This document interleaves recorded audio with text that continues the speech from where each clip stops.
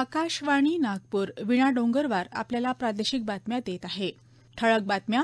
राज्य विधिमंडळाचं हिवाळी अधिवेशन उद्यापासून नागपूरमध्ये. विरोधकांचा चहापानावर बहिष्कार. महापरिनिर्वाण दिनानिमित्त भारतरत्न डॉ. बाबासाहेब आंबेडकरांना देशाचं अभिवादन. पर्याय उपलब्ध असलेल्या कोळशाची आयात येत्या 2 वर्षात बंद करण्याचं सरकारचं लोकसभेत निवेदन. आणि विदर्भात उद्या सर्वत्र तुरळक पावसाची शक्यता. नागपुरात पावसाची दुपारपासून रिपरिप. उद्यापासून उपराजधानी नागपूर इथं सुरू होणाऱ्या हिवाळी अधिवेशनासाठी डॉ. बाबासाहेब आंबेडकर आंतरराष्ट्रीय नागपूर विमानतळावर मुख्यमंत्री एकनाथ शिंदे, उपमुख्यमंत्री देवेंद्र फडणवीस, अजित पवार यांचं आज आगमन झालं. उद्यापासून अधिवेशनाची सुरुवात होणार असून चहापानाचा कार्यक्रम आज देवगिरी निवासस्थानी झाला. दरम्यान या अधिवेशनासाठी नागपूरमध्ये चोख पोलीस बंदोबस्त ठेवण्यात आला आहे. अधिवेशनाचं कामकाज उद्यापासून ते 20 डिसेंबरपर्यंत चालणार आहे. अवकाळी पावसामुळे शेतकऱ्यावर आलेलं संकट, दुष्काळग्रस्त परिस्थिती, मराठा आरक्षणाचा प्रश्न, राज्यात वाढलेली गुन्हेगारी या सर्व प्रश्नांवर महायुती सरकार अपयशी ठरलं आहे अशी टीका करत शेतकऱ्यांवर ही दुर्दैवी परिस्थिती असताना चहापाण्याचं आयोजन सत्ताधारी पक्षातर्फे करणं उचित नाही, त्यामुळे या चहापानावर बहिष्कार टाकत असल्याची घोषणा विरोधी पक्षनेते विजय वडेट्टीवार यांनी आज नागपूरमध्ये राज्य विधिमंडळाच्या हिवाळी अधिवेशनाच्या पूर्वसंध्येला महाविकास आघाडीच्या पत्रकार परिषदेमध्ये केली. यावेळी विधान परिषदेतील विरोधी पक्षनेते अंबादास दानवे, राष्ट्रवादी काँग्रेस पक्षाचे जयंत पाटील, काँग्रेस पक्षाचे अशोक चव्हाण तसंच महाविकास आघाडीतील घटक पक्षाचे नेते उपस्थित होते. राज्य सरकारवर टीका करत असताना विरोधी पक्षनेते वडेट्टीवार यांनी नुकत्याच जाहीर झालेल्या नॅशनल क्राईम रेकॉर्ड बोर्डच्या अहवालातील माहिती देताना महाराष्ट्रात एका वर्षात 22,746 आत्महत्या झाल्याचं सांगितलं. विरोधी पक्षनेते अंबादास दानवे यांनी रायगडच्या खोपोली इथं ड्रग्सच्या छापेमारीबद्दल माहिती देताना आरोप केला की राज्यात अंमली पदार्थाचा व्यापार दिवसाढवळ्या चालू आहे. आरोग्य खात्यातही भ्रष्टाचारी अधिकाऱ्यांना नेमणुका देऊन नवीन औषध खरेदी आणि इतर कारभार ठप्प पडला असल्याचंही त्यांनी सांगितलं. राष्ट्रवादीत पडलेल्या फुटीनंतर नागपूरच्या अधिवेशनात दोन्ही पक्षांना एकच कक्ष दिल्यासंदर्भातील प्रश्नावर राष्ट्रवादीचे नेते जयंत पाटील यांनी सांगितलं की आमची सर्वोच्च न्यायालयात राष्ट्रवादी पक्षामध्ये कोणताही विवाद नसल्याची भूमिका आहे. ज्या सहकाऱ्यांनी राज्य सरकारमध्ये मंत्रिपदाची शपथ घेऊन विरोधाभासाची भूमिका घेतली आहे त्याबद्दल अपात्रतेची याचिका सर्वोच्च न्यायालयात सुरू आहे असं त्यांनी स्पष्ट केलं. दरम्यान आज संध्याकाळी मुख्यमंत्री एकनाथ शिंदे आणि उपमुख्यमंत्री देवेंद्र फडणवीस, अजित पवार मुख्यमंत्र्यांच्या नागपूर इथल्या रामगिरी निवासस्थानी पत्रकार परिषदेला संबोधित करणार आहेत. महाराष्ट्र विधान परिषदेच्या शतक महोत्सवी वर्षानिमित्त महाराष्ट्र विधान परिषदेच्या उपसभापती डॉ. नीलम गोऱ्हे यांच्या संकल्पनेनुसार विधान परिषदेचे सन्माननीय सदस्य आणि नागपूरमधील ज्येष्ठ पत्रकार यांच्या उपस्थितीत हिवाळी अधिवेशनानिमित्त येत्या 8 डिसेंबर रोजी सकाळी 9 वाजता विधान परिषद सभागृह, विधान भवन, नागपूर इथं महाराष्ट्र विधिमंडळ संसदीय वाटचालीत हिवाळी अधिवेशनाचं महत्त्वपूर्ण योगदान या विषयावर विशेष चर्चासत्र आयोजित करण्यात आलं आहे. या कार्यक्रमासाठी महाराष्ट्र राज्याचे मुख्यमंत्री एकनाथ शिंदे, महाराष्ट्र विधानसभेचे अध्यक्ष अॅडव्होकेट राहुल नार्वेकर, उपमुख्यमंत्री देवेंद्र फडणवीस, अजित पवार, संसदीय कार्यमंत्री चंद्रकांत पाटील, विधानसभेचे उपाध्यक्ष नरहरी झिरवाळ, विधान परिषदेचे विरोधी पक्षनेते अंबादास दानवे, विधानसभेचे विरोधी पक्षनेते विजय वडेट्टीवार यांची प्रमुख उपस्थिती राहणार आहे. यानिमित्त जुन्या आठवणींना तसंच विधान परिषदेच्या शतक महोत्सवी वाटचालीतील हिवाळी अधिवेशनातील वैशिष्ट्यपूर्ण ठरलेल्या प्रसंगांना उजाळा मिळणार आहे. देशभरात महापरिनिर्वाण दिनानिमित्त भारतरत्न डॉ. बाबासाहेब आंबेडकरांना आज अभिवादन करण्यात येत आहे. सामाजिक न्याय सक्षमीकरण मंत्रालयातर्फे संसदेच्या प्रांगणात आयोजित कार्यक्रमात राष्ट्रपती द्रौपदी मुर्मू, पंतप्रधान नरेंद्र मोदी, लोकसभेचे सभापती ओम बिर्ला तसंच केंद्रीय मंत्री आणि खासदारांनी पुष्प अर्पण करून बाबासाहेबांना अभिवादन केलं. हा कार्यक्रम जनतेसाठी खुला आहे. बाबासाहेब केवळ घटना निर्माते नसून सामाजिक सलोख्याचे मुख्य प्रणेते होते असं पंतप्रधानांनी आपल्या समाज माध्यमांवरील संदेशात म्हटलं आहे. बाबासाहेब आंबेडकर यांचे विचार पुढील पिढीपर्यंत पोहोचवणं ही आपली जबाबदारी असल्याचं मुख्यमंत्री एकनाथ शिंदे यांनी म्हटलं आहे. मुंबईत चैत्यभूमीवर भारतरत्न डॉ. बाबासाहेब आंबेडकर यांच्या महापरिनिर्वाण दिनानिमित्त आयोजित कार्यक्रमात ते आज बोलत होते.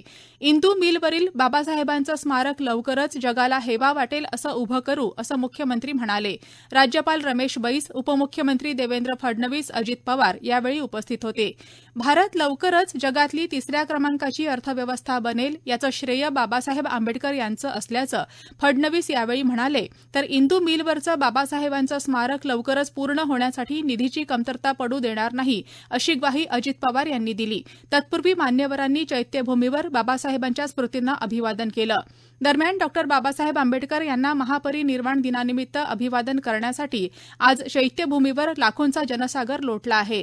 अनेक सामाजिक संस्थांनी अनुयायांसाठी अल्पोपहाराची तसंच पिण्याच्या पाण्याची व्यवस्था केली आहे. महापरिनिर्वाण दिनानिमित्त आज मुंबई आणि उपनगरातील सर्व शासकीय आणि निमशासकीय कार्यालयांना आणि शाळा महाविद्यालयांना सुट्टी जाहीर करण्यात आली आहे. दरम्यान माहिती आणि जनसंपर्क महासंचालनालयाच्या समाज माध्यमांवरून आज सकाळी 11 वाजता महापुरुष डॉ. आंबेडकर आणि दुपारी 1 वाजता बाबासाहेब आंबेडकर हे माहितीपट, तर 4 वाजता डॉ. Babasaheb Ambedkar the untold truth हा चित्रपट प्रसारित करण्यात आला. नागपूरच्या चिंचोली स्थित शांतीवन इथं आज सकाळी डॉ. बाबासाहेब आंबेडकरांच्या अस्थिकलशाला मानवंदना देण्यात आली. याशिवाय 11 वाजता भिक्षू संघाला परिता सुत्त आणि 1 वाजता भारतीय बौद्ध परिषदेतर्फे कार्यक्रमाचं आयोजन करण्यात आलं. भारतरत्न डॉ. बाबासाहेब आंबेडकर यांच्या महापरिनिर्वाण दिनानिमित्त नागपुरातील दीक्षाभूमी इथं आज हजारो बौद्ध अनुयायी बाबासाहेबांना अभिवादन करत आहेत. दीक्षाभूमी पंचशील ध्वजांनी सजवण्यात आली असून विदर्भातील सर्वच जिल्ह्यांतून बौद्ध अनुयायी बाबासाहेब अभिवादन करण्यासाठी येत आहेत. नागपूर आकाशवाणी कार्यालयात डॉ. आंबेडकरांच्या प्रतिमेला पुष्पहार अर्पण करून अभिवादन करण्यात आलं. महापरिनिर्वाण दिनानिमित्त महावितरणतर्फेही त्यांना अभिवादन करण्यात आलं. डॉ. आंबेडकर यांच्या महापरिनिर्वाण दिनानिमित्त अकोल्यात कॅन्डल मार्च काढण्यात आला. वाशिम इथं पहाटे 5:30 वाजता शहरातील विविध भागांमध्ये राहणाऱ्या आंबेडकरी जनतेनं कॅन्डल मार्च काढला. गडचिरोली इथल्या गोंडवाना विद्यापीठात आज महापरिनिर्वाण दिनानिमित्त आंबेडकरी विचारवंत तथा ज्येष्ठ पत्रकार प्राध्यापक रणजित मेश्राम यांचं डॉ. बाबासाहेब आंबेडकर आणि भारत या विषयावर व्याख्यान आयोजित करण्यात आलं. या प्रादेशिक बातम्या आपण आकाशवाणीच्या नागपूर केंद्रावरून ऐकत आहात. पर्याय उपलब्ध असलेल्या कोळशाची आयात येत्या 2 वर्षात बंद करण्यात येईल, असं केंद्रीय कोळसा आणि खनिकर्म मंत्री प्रल्हाद जोशी यांनी आज लोकसभेत सांगितलं. कोळसा उत्पादनात स्वावलंबी बनण्यासाठी सरकार पावलं उचलत असून लवकरच कोळशाचं देशांतर्गत उत्पादन 1 अब्ज टनांच्या वर जाईल. कोळसा खाण वाटप आणि उत्पादनांच्या प्रक्रियेत मोठ्या प्रमाणावर अनियमितता होती, मात्र आता सरकारनं भ्रष्टाचार रोखला असून प्रक्रिया पूर्णपणे पारदर्शी झाली असल्याचं त्यांनी प्रश्नोत्तराच्या तासात सांगितलं. गेल्या वर्षभरात समृद्धी महामार्गावर जवळपास 60 लाख वाहनांनी प्रवास केला, अशी माहिती सार्वजनिक बांधकाम मंत्री दादाजी भुसे यांनी आज वाशिम जिल्ह्यातील वारंगी इंटरचेंजवर पत्रकारांना दिली. समृद्धी महामार्गानं नागपूरकडे विधानसभा अधिवेशनासाठी जात असताना त्यांनी या मार्गाची पाहणी केली आणि अधिकाऱ्यांची बैठक घेतली. त्यावेळी ते बोलत होते. विदर्भ ही वाघांची भूमी आहे. जैवविविधतेनं संपन्न असलेल्या या भूमीत देश विदेशातील पर्यटक दरवर्षी मोठ्या संख्येनं येतात. या पार्श्वभूमीवर चंद्रपूर इथं जागतिक दर्जाचा व्याघ्र सफारी प्रकल्प करण्याचा संकल्प असून यासाठी आंतरराष्ट्रीय दर्जाच्या सल्लागारांची मदत देखील घेता येईल. यामुळे पर्यटनाला चालना मिळेल आणि परिसरात रोजगार निर्मिती आणि अर्थकारण मजबूत होण्यास निश्चित मदत होईल. यासाठी वन अधिकाऱ्यांनी सूक्ष्म नियोजन करावं, अशी सूचना राज्याचे वनमंत्री सुधीर मुनगंटीवार यांनी दिली. नागपूर इथं यासंदर्भात आयोजित आढावा बैठकीत ते बोलत होते. चंद्रपूर मूल मार्गावर वनप्रबोधिनी जवळील प्रशस्त वनक्षेत्रात व्याघ्र सफारी प्रकल्प व्हावा, असा संकल्प असून केवळ व्याघ्र सफारीपुरता हा प्रकल्प मर्यादित न ठेवता इतर वन्यजीवांचाही या सफारीत समावेश व्हावा, यासाठी प्रयत्न व्हावा, अशी अपेक्षा त्यांनी व्यक्त केली. उद्या संपूर्ण विदर्भात तुरळक पाऊस पडण्याची शक्यता हवामान विभागानं वर्तवली आहे. नागपुरात आज पहाटेच्या सुमारास तुरळक ठिकाणी हलका पाऊस झाला. अजूनही नागपुरात थोड्या थोड्या वेळानं पावसाच्या सरी बरसत आहेत. पूर्व विदर्भाच्या अनेक जिल्ह्यात हवामान ढगाळ होतं. दरम्यान मिचॉंग चक्रीवादळाचा आंध्र प्रदेशच्या किनारपट्टी भागातील प्रभाव कमी झाला आहे. यापुढे त्याचा प्रभाव कमी होण्याची शक्यता हवामान विभागानं वर्तवली आहे. या वादळाच्या प्रभावामुळे पूर्व विदर्भात काही ठिकाणी हलका ते मध्यम स्वरूपाचा पाऊस पडत आहे. शेवटी पुन्हा ठळक बातम्या. राज्य विधिमंडळाचं हिवाळी अधिवेशन उद्यापासून नागपूरमध्ये. विरोधकांचा चहापानावर बहिष्कार. महापरिनिर्वाण दिनानिमित्त भारतरत्न डॉ बाबासाहेब आंबेडकरांना देशाचं अभिवादन आणि विदर्भात उद्या सर्वत्र तुरळक पावसाची शक्यता, नागपुरात पावसाची दुपारपासूनच रिपरिप. याबरोबरच हे प्रादेशिक बातमीपत्र संपलं. नमस्कार.